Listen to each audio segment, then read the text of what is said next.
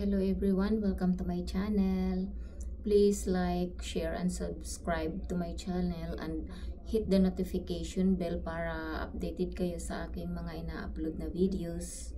Thank you for watching me guys. So, ito yung pag-uusapan natin ngayon guys. Second reaction ko lang po doon sa Family Yulo. Gusto kong magpasalamat sa inyong mga comments. Gusto kong magpasalamat dahil pinanood nyo yung aking reaction. May mga bashers, merong sinabi sa akin na mind your own business. Yeah, of course. Sa akin lang naman kasi bashers, reaction ko lang naman to. Hindi naman ako sa nakikaalam sa buhay niya. At syempre wala naman tayong pakialam doon kung anong mangyari sa buhay nila, diba? Sa atin lang kasi yung para magkabati lang silang mag-anak, mag-ina. Lalong-lalo na sa nanay niya na siyang nagluwal sa kanya, nag-aruga simula nung maliit siya, 'di ba? Wala naman akong pakialam kung hindi niya ako pakikinggan. Wala akong pakialam sa buhay nila. Ang sa akin lang kasi dahil nga ano na siya, yung kumbaga kilalang kilala siya, sikat na sikat. So, marami talagang mga magre-react. Kagaya nga ni Francis Leo Marcos, di ba? Meron siyang reaction din na talaga namang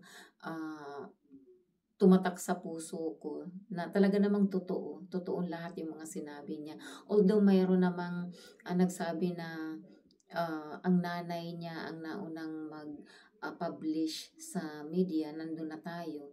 Kaya lang, ang sa akin lang, lumaki lang yun kasi sinagot nung bata ni Carlos Yulo na dapat hindi niya dapat sinasagot na. Dahil ina yun eh. Naglalabas lang ng kumbaga sama ng loob para kasi hindi na nga sila nag-uusap na magnanay. So, para lang mailabas niya yung sama ng loob niya. Yung iniisip niya siguro na yun lang yung way na para bumalik ang anak niya sa kanyang ina. Sa kanya, di ba? Siguro ganun nga. Napanood ko yung interview ni Jessica Soho nung pagdating ng Golden Boy. Na-impress ako kasi parang ang bait niya, parang nandun yung respeto niya, parang meron pa nga siyang sinabi na nandyan si Lord, naging malapit siya kay Lord. Nakakatuwa, di ba? Pero kung iisipin mo, binabanggit niya yung girlfriend niya, binabanggit niya ang Lord, pero ang pamilya niya, ni isa wala. Dead man siya. So that means, malaki talaga ang galit niya sa kanyang nanay o sa kanyang pamilya. We don't know. Kasi hindi naman natin alam kung ano talaga yung kanyang nasa loob. Sa akin lang kasi nung buhay pa ang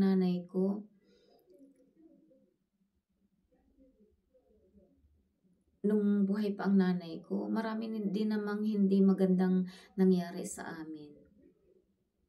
But of course, hindi ko pa rin kinalimutan yung respect sa magulang, respeto sa kanya. Masobra pa yung problema na nangyari sa akin kaysa sa inyong dalawa, Carlos. Masobra pang nangyari sa aming mag-ina kaysa sa problema ng mga Yulo. Pero ito ako, nagdasal pa rin ako na sana yung mga problema ko mawala. Sana tulungan ako ng Diyos na lagpasan ko lahat ng nangyayari sa buhay ko noon. At eto nga ang kasagutan. Nagkaroon ako ng pamilya, nagkaroon ako ng trabaho na masasabi kong habang buhay ko na tong trabaho, yung marangal na trabaho. Yun siguro yung sagot ng mga prayers ko noon. Kasi sobrang sakit yung naranasan ko. Mahirap na hindi ka man mahalin ng magulang mo. Ni katiting makikita mo na walang pagmamahal sa iyong magulang mo. Mahirap. Compare kay Carlos Yulo na nandyan na nagmakaawa ang ina. Nandyan na pinatawad ng ina. Pero deadma pa rin yung anak niya.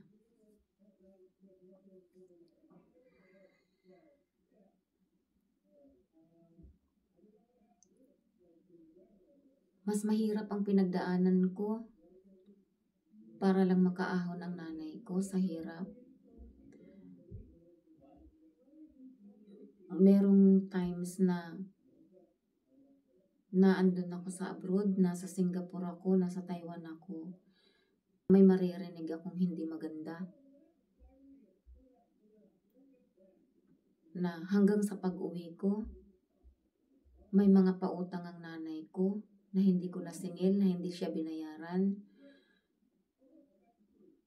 na pinaghirapan ko. Halos mamatay ako sa abroad. Siguro mga OFW, alam niyo kung anong trabaho ng katulong sa abroad. Na hindi lang basta-basta para lang sa magulang ko, para lang sa nanay ko. Pero alam nyo, binaliwala ko lang yun. Bagkus ay nagpray ako. Habang nagpe-pray ako, yung luha ko tumutulo. Hindi ko sinisi ang Diyos kung bakit nangyari sa akin to. Hiniling ko lang na gabayan ako,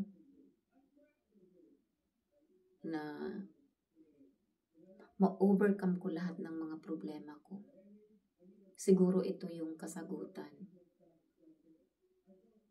ng lahat ng mga problema ko.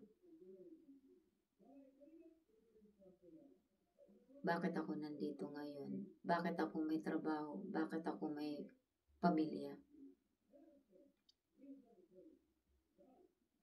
Yun lang. So, sana sa mga bashers, huwag niyo akong husgahan. Huwag niyong sabihin, mind your own business.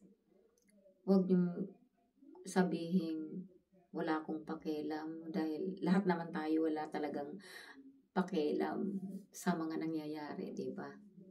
Prayers lang natin ang kailangan natin para magkabati na yung dalawa. Sana magkaroon ng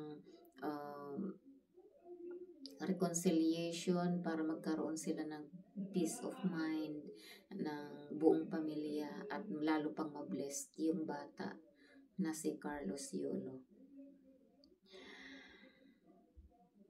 So, yun lang. At sa aking mga followers, sa aking mga subscribers, abangan ninyo yung aking pakulo. Kaya mag-subscribe lang kayo sa akin kasi sa mga subscribers ko, meron akong inihahandang regalo para sa inyo. Yun lang, maraming salamat sa panonood ng aking vlog. Sana peace, love, not war. Bye!